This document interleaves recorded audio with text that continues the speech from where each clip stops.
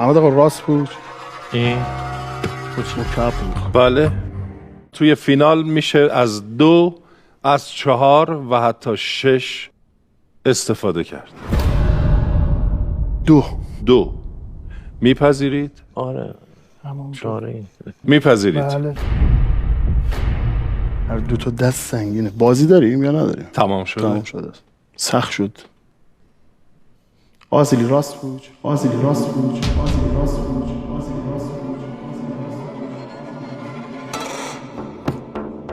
2 دست. امید بهتره کنم. حاجی هر جفت سنگینم برام. واقعا انگار 2 تا گل دارم. اصیلی پوچ. اصیلی پوچ. اصیلی پوچ.